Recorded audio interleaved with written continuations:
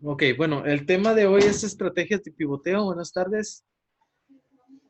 Eh, el resumen, como los ordenadores usan una aritmética cuya precisión está fijada de antemano, no es posible que cada vez que se realice una operación aritmética se introduzca un pequeño error. Es posible que cada vez que se realice una operación aritmética se introduzca un pequeño error. El uso de la estrategia de pivoteo trivial en la eliminación gaussiana puede llevar aparejado un error apreciable en la solución de un sistema de ecuaciones lineales calculada mediante una computadora. Y esto para procesos muy grandes que utilizan una gran cantidad de matrices, pues es muy importante. El propósito de las estrategias de pivoteo es usar como pivote el elemento de mayor magnitud y una vez colocado en la diagonal principal, usarlo para eliminar los restantes elementos de su columna que están por debajo de él. Si en la columna Q hay más de un elemento no nulo en la diagonal principal o por debajo de esta, entonces hay varias formas de elegir qué filas se intercambian. Con las estrategias de pivoteo se evitan errores de redondeo que pueden producirse si el pivote es muy pequeño respecto al resto de los elementos de su fila. Además, puede usarse para reducir los efectos de la propagación de los errores. Por ejemplo, vamos a ver dos ejemplitos así sencillos aquí mismo en el artículo. Eh, el primer ejemplo de ellos es cuando la eliminación con pivotes diagonales no procede. Nosotros tenemos esta matriz 1, menos 2, 1 y menos 4 con los demás elementos. Y al hacer las operaciones, al primer paso de la eliminación de Gauss, vemos que el resultado nos da en la segunda fila 0, 0, menos 1 y menos 5. Entonces, fíjense bien que el pivote, el segundo pivote, tiene 0. Por lo tanto, ya no podemos continuar avanzando en la resolución de ese sistema de ecuaciones.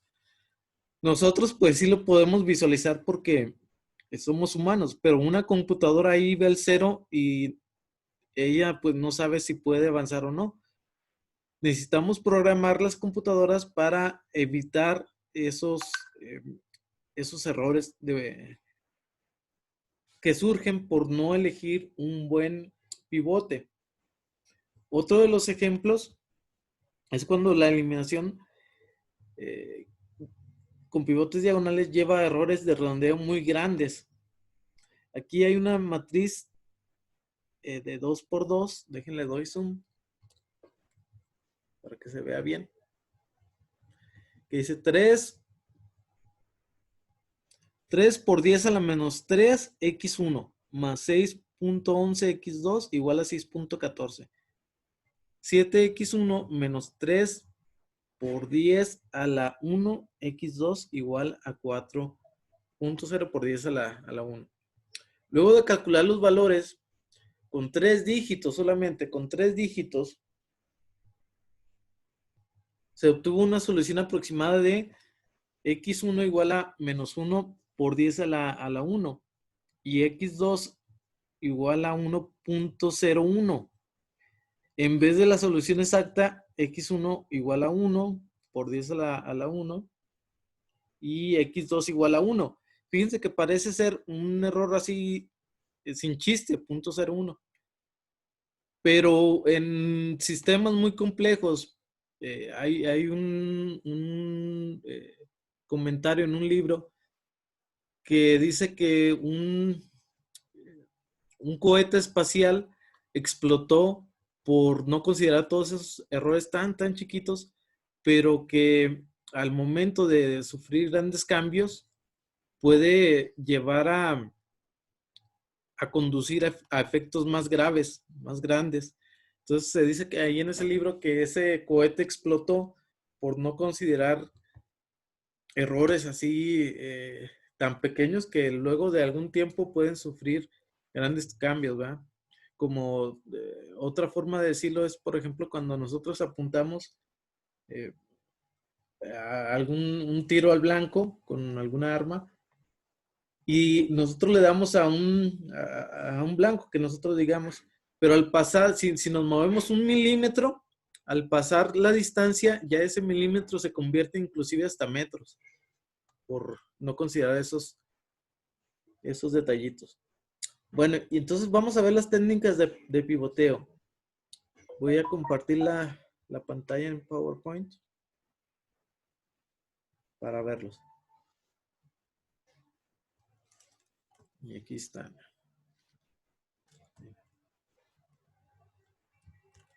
Ahí está. Bueno, estas son las estrategias de pivoteo. Recordemos nosotros que nosotros trabajamos con un sistema de ecuaciones sencillito de 3x3, como el que aparece ahí en la pantalla. Pero las computadoras o en los procesos muy grandes puede haber matrices como esta de 15x15, 15 sistemas de ecuaciones, 15 incógnitas diferentes que debemos de calcular la solución. Incluso más grandes todavía hay de 100% o de 1000x1000 o etcétera. De hecho, ustedes cuando toman una imagen, a ustedes les aparece un tamaño, por ejemplo, 600 por 800 píxeles. Esos 600 quiere decir que son 600 filas por 800 columnas. Una matriz bien grande de 600 por 800. Eso quiere decir, y la información que guarda la computadora son todas esos datos, esos píxeles. Entonces es una matriz muy, muy grande que cuando se hace procesamiento de imagen, pues la debe de calcular todos esos datos, rastrearlos fila por fila, columna por columna. Y bueno, para otras operaciones más complejas, se debe de considerar todos estos aspectos. Y bueno, entonces nosotros tenemos una matriz aumentada A, B, con el vector B de resultados, de un sistema de ecuaciones lineales. Después de un paso del método de Gauss, como se ve aquí en la imagen, en esa matriz. Esta matriz es de 5x5 con el vector de resultados. Entonces, elegir el siguiente pivote va a ser muy importante y para esto vamos a aplicar varias estrategias de pivoteo. La primera de ellas es la eliminación de Gauss sin pivoteo, no se hace nada. El siguiente pivote es el que le caiga, por así decirlo. La segunda es pivoteo parcial o pivoteo por columna. La tercera es pivoteo parcial escalado y la cuarta pivoteo completo. Esto es un tema de lo que no se ve en álgebra lineal, pero también es muy importante que ustedes lo tomen en cuenta. Esto es nuevo para ustedes. Entonces empezamos, ¿qué parte de la matriz participa en la búsqueda de pivotes? Bueno, como estamos hablando del método de Gauss, acuérdense cuál es el método de Gauss, el que va hacia una matriz escalonada y luego después se regresa. Entonces, en las partes que no participan en la estrategia de pivoteo es el vector B, ahí está inclusive señalado de un color azul. Luego la fila A1 y la columna 1, lo que está ahí señalado en azul. Cabe resaltar que son después del primer paso de Gauss. Fíjense que debajo del 9, del -9, todos están en 0. Y las que sí participan son los que están coloreados en amarillo. Todos ese cuadro. ¿Sí? Bueno, entonces empezamos con la eliminación de Gauss sin pivoteo o con pivotes diagonales. El pivote ahí será el -6 en esta ocasión, ¿verdad? Ahí lo está señalando con referencias de fila y columna. 2,2. Fila 2, columna 2. Entonces, ese es el siguiente, así como le toque. Ahí está el -6, puede tocarle 0, puede tocarle -1. Ahí es como le toque. El siguiente pivote será... Ay, espérame. Ándale. El siguiente pivote será el -9, luego el 2 y luego el 4. Ahí no se batalla nada porque es como le vaya tocando, no se hace nada. Y bueno, El siguiente método, este es el primer método. El siguiente método es el pivoteo parcial o pivoteo por columna. Aquí fíjense bien, comparamos entre sí los números que están de color amarillo en la matriz A, fila de la 2 a la 5 y en la columna 2, ¿sí? Los que están ahí en menos 6, menos 8, 8 y 5. Vamos a, digamos, ponerlos en otro lado y vamos a determinar cuál de ellos es el más grande. Cabe señalar que es en valor absoluto, ¿sí? Todos se manejan en valor absoluto. Entonces, el menos 6 se convierte en 6, el menos 8 se convierte en 8. Y bueno, así los positivos quedan igual. Y el más grande, de arriba hacia abajo, es el que está en la fila 3, columna 2. Aquí está. Ahí está. Fila 3, columna 2. Pero también podemos utilizar el de la fila 4, columna 2. ¿Sí? Ya sea este que está señalado en color verde o el de abajo. ¿Sí? Entonces, ¿qué se haría ahí? Déjeme lo hago. Una vez detectado quién es el pivote más apto, que sería, puede ser este menos 8 o este 8, cualquiera de los dos, ¿sí? Porque estamos buscando el mayor de ellos, mayor de toda la columna. Entonces podemos elegir uno de los dos. Bueno, aquí elegimos la fila 3.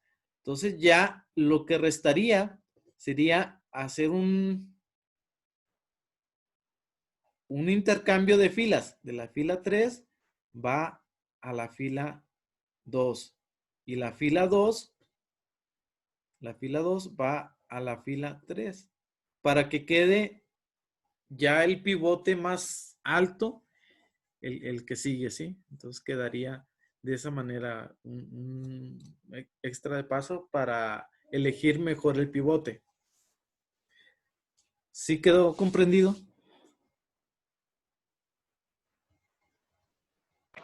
Sí, profe. Ok. Ese es nada más para elegir el pivote, ¿eh? Entonces vamos a cambiar toda la fila 3 la cambiamos por la fila 2. Ese es el pivoteo parcial o pivoteo por columna. Luego sigue el pivoteo parcial escalado. Miren, los elementos que van a participar son los que están en la fila. Sí, vamos a considerar de la columna 2 a la columna 5. ¿Sí? Y vamos a considerar todas las filas. Aquí está, en la primera fila es menos 6, menos 1, 8, 9. Y de ellas vamos a tomar el número más grande también, considerando que sea el valor absoluto. Para este caso es 9, es el valor más grande de ellos. Déjenme pongo el punterito. Aquí está. Es el 9 más grande. Entonces lo dejamos aparte aquí. Luego nos pasamos a la siguiente fila. Ahí está. Igual, buscamos al elemento más grande en valor absoluto, que sería este menos 9. En valor absoluto es 9 y es el más grande de los demás. Ahí está. Le asignamos pues un identificador como M2 y M3. Nos pasamos a la siguiente fila. Aquí el valor más grande, el elemento más grande es el 8. Entonces ahí lo ponemos. Y por último, en la siguiente fila, tomamos el más grande, que es el 7, valor absoluto. ¿Sí? Ahí están. Con esos 4 vamos a poder aplicar el siguiente proceso, que es comparamos los cocientes de la fila con la columna 2 con el más grande que encontramos en esa fila. Miren, así. El menos 6, que es el siguiente elemento de la columna, lo vamos a dividir entre el 9. ¿Sí? Ahí está. Este menos 6, en valor absoluto, claro, lo ponemos aquí. El 6 va entre 9, bueno, nos da 2/3. ¿Sí? Luego nos pasamos al siguiente fila, pero de la columna 2. Vamos a trabajar solamente con la columna 2. Sería menos 8. En valor absoluto sería 8 entre 9. ¿Sí? 8 novenos. La tercera columna es otro 8, que da 8 entre 8. ¿Sí? Recuerden que este es el que tomamos del más grande de la fila, ¿sale? Aquí tomamos 8 de este 8. Entonces 8 entre 8 da 1. Y la última, 5 entre 7. 5, ahí está, este 5 con ese 7. 5 séptimos. Entonces, una vez obtenido los resultados estos de comparar el mayor número de la fila dividido con el elemento de la columna 2, pues vamos a escoger ahora el más grande de ellos. Aquí, como las demás son fracciones, el único más grande es el 1. Entonces, el elemento, digámoslo así, idóneo será el 4, el que está en la posición 4,2, fila 4, columna 2, que es el 8 de acá, el que está en verde. Ahí está. Este 8. Entonces, como ya encontramos cuál es el elemento más idóneo y está en la fila 4, pues lo que nos falta es pasar toda la fila 4 a la fila 2, intercambiarlos, y luego la fila 2, pasarlo a la fila 4. ¿Sí?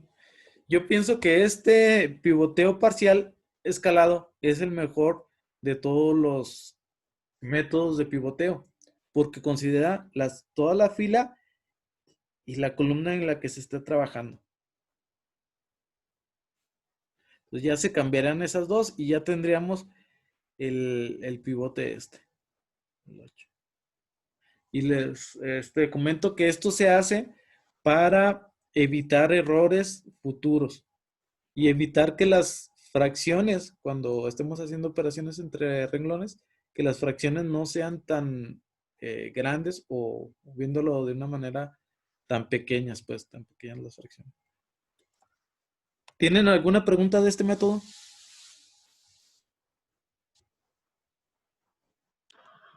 No, pues de mi parte no sé mis compañeros. El renglón 5, ese no se cambia, profe, nada más el 3 y el 4. Nada más el 2 y el 4. Ah, perdón, sí, 2 y 4. 2 y 4, sí, esto 2. Sí. Fíjense, acá los voy a cambiar. Acá abajo. Menos 9, 7, 1, 3, menos 7, menos 9. Aquí sería 0, 8, 4, 2, menos 7, 9. Y luego sería 0, menos 8, menos 9, 0, 6, menos 1. Y luego sería 0, menos 6, menos 1, 8, 9, menos 6. Y por último, el 0, 5, menos 7, 3, 4 y menos 8. Ok, ahora, ¿por qué lo escribí? Porque les quiero decir que una vez ya cambiado este pivote, pues ya se hacen el siguiente paso, que es hacer ceros estos, ¿verdad? Hacer ceros estos. Lo voy a poner de color rojo. Ay, aquí no se puede poner de color rojo. Bueno, los hacemos ceros. Estos. Y luego nos queda otro espacio. Nos va a quedar este espacio de estos elementos de la matriz para poderles aplicar de nuevo el identificar cuál es el pivote siguiente más adecuado. Entonces, este es un proceso iterativo. Ya hasta que queden, por decir, estos dos, elegimos el mayor y ya no nos queda otro por elegir que el que está aquí, al último, ¿verdad? Entonces se repite este proceso una y otra vez para elegir cada pivote.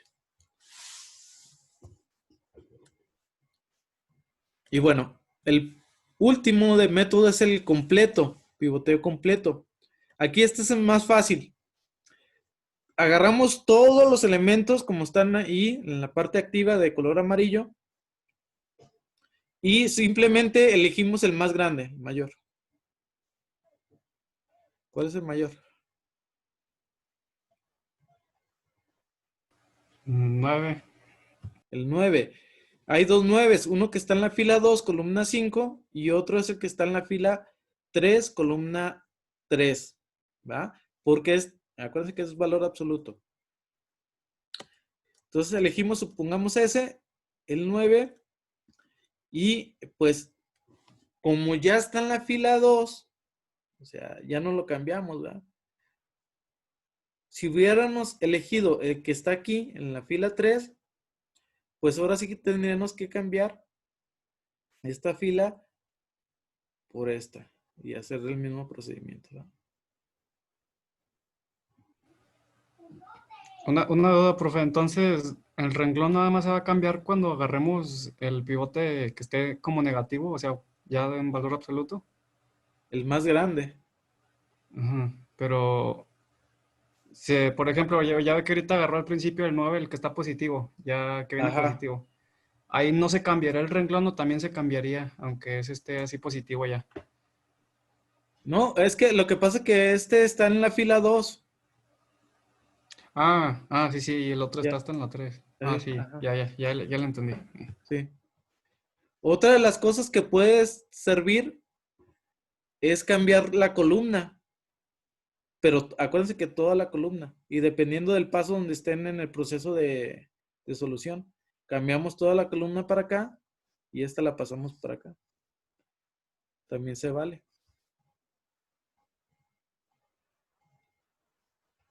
¿Sí? Pero depende del paso en que estén en el, este, en el proceso. ¿Sí?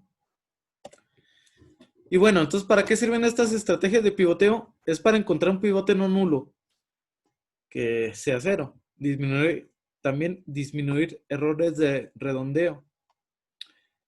Y bueno, trabajando con números reales, racionales, es cómodo elegir pivotes de tal manera que después de las operaciones los denominadores no sean muy grandes, lo que les decía. Si son muy grandes, pues va a ocasionar que sean a la vez decimales muy chicos. ¿Sí? Como las computadoras no pueden procesar todos los decimales, se necesita acortar ciertos números y evitar que salgan muchos, muy grandes. Entonces, por eso se utiliza. Repasando cuáles fueron los métodos, tenemos el primero, que es la eliminación de Gauss sin pivoteo. Este es el que le vaya tocando en la diagonal. ¿Sí? El segundo, el tercero es el que le toque sin hacer ningún cambio. Si le aparece ahí el cero, pues ya ahora sí se utiliza un cambio, ¿verdad? Pero por mientras que no le aparezca ningún cero, sigue así normal. Ese es el primero, el más fácil. El que utilizamos en álgebra lineal. ¿Sí? No hacemos ahí muchos cambios hasta que aparecen ceros. El segundo es el pivoteo parcial o pivoteo por columna. En como está ahí la línea amarilla, buscamos el elemento que sea más grande en valor absoluto de todos los elementos que está ahí. Cuando encontramos el valor más grande, ya vemos en cuál fila está y le intercambiamos por la número 2, ¿verdad? Hacemos el intercambio de filas. Esto está sencillito. Nada más buscamos el más grande Una vez localizado, lo intercambiamos por la fila correspondiente, en este caso la 2. El tercero es el pivoteo parcial escalado. Aquí hacemos un escaneado primero de toda la fila para localizar el elemento más grande. ¿Sí? En esa línea amarilla está en la fila 2, pero se tiene que hacer en todas las filas e irlos guardando ese elemento en un arreglo. Entonces, se escanea todos, miren, ahí está escaneándolo.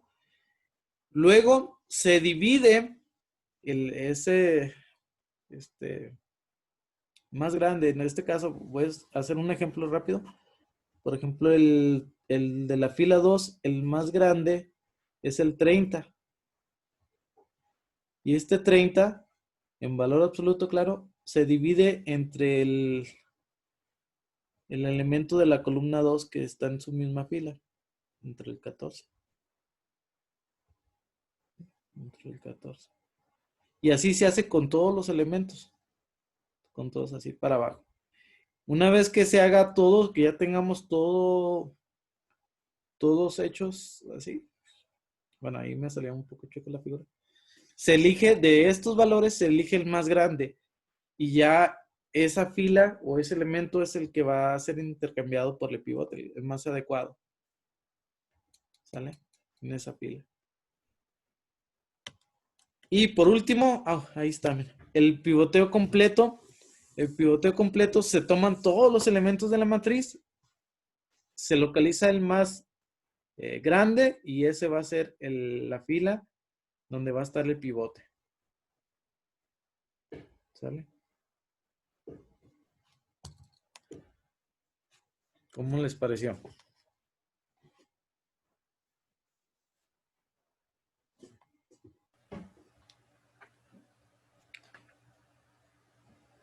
No, también tienen su proceso cada uno, pero pues sí, se ven bien. Ok, entonces sería toda la clase. No sé si tengan alguna pregunta. No, tocó muy claro, profe. Nomás a mí, sí me queda una duda, profe. Todos los métodos se empiezan a realizar ya después Del del, primer. prim- del primer paso, ¿verdad? De la Sí, matriz. Ya ve que en las otras estaba puros ceros, pues, en la primera columna. sí, así es. Ok, Sí, todos después del primer paso del método de Gauss. muy bien. Y bueno, pues muchas gracias por asistir. Les encargo también que les digan a sus compañeros que vean, sus... me preguntan aquí, ¿también se cambia el vector de resultados? Sí, también. Toda la fila, incluyendo el vector de resultados. ¿Sí? Es toda la fila, incluyendo el vector de resultados. Por ejemplo, si yo quiero cambiar esta fila que estoy señalando, me voy toda la fila y hasta el 24 llego. ¿Sí? Todo. Bueno, ahí. Y ya está el intercambio por la segunda, por decirlo así. Y me llevo todo la segunda, todo incluyendo el 27 del vector de resultados. Incluyendo. Ahora les comentaba que les digan a sus compañeros que vean qué trabajos van a realizar, están realizando para esta unidad. ¿Sale? Ay, por favor. Muy bien. Entonces, pues muchas gracias por su atención.